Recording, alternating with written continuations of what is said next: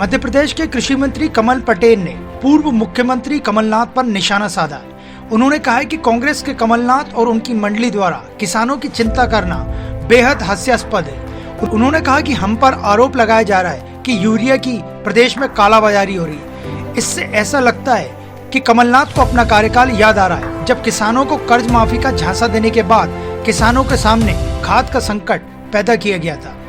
किसानों से दोगुना दाम वसूल कर कालाबाजारी की गई थी। कमल पटेल ने कहा, कांग्रेस को अब यूरिया की पर्याप्त आपूर्ति नहीं दिखाई दे रही।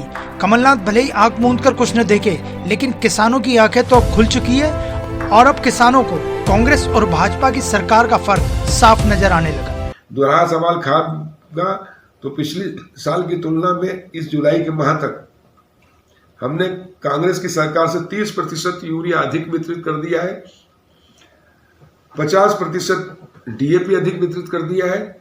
और जहां कहीं भी किसान को कोई समस्या आ रही है तो मैं खुद मॉनिटरिंग कर रहा हूं, मुख्यमंत्री जी कर रहे हैं। हमने केंद्रीय खाद्य उर्वरक मंत्री श्री गौड़ा जी से बात की है। हमारे डीडीएस ने 1,20,000 मेट्रिक टन की अतिरिक्त मांग की है यूरिया की, और वो हमने 1.5 लाख मेट्रिक टन यूरिया की मांग भारत सरकार से की और 43,000 मेट्रिक टन मिल चुका है। 1 लाख मेट्रिक टन और उन्होंने आश्वस्त किया है। लेकिन उसके बावजूद भी पिछले साल की तुलना में 30% अधिक यूरिया और 50% अधिक डीएपी की हमने व्यवस्था की है और किसानों के यहाँ बांटा है।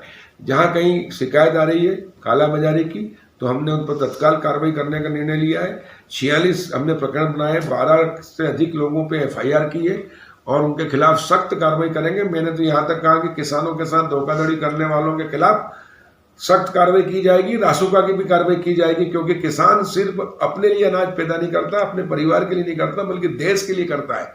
और इसलिए अगर किसान के साथ कोई धोखाधड़ी करता है, मतलब देश के साथ धोखाधड़ी कर रहा है, और इसलिए उनके खिलाफ सख्त से सख्त कार्रवाई हम करने जा रहे हैं और कार्रवाई हमने की है। कांग्रेस ने तो शुद्ध के लिए युद्ध नहीं किया था, माल कमाने के लिए किया था। कल लूटे जो आज लूटे सो अब कल में सरकार चल जाएगी, इसलिए 15 महीने ने लूटने का काम किया।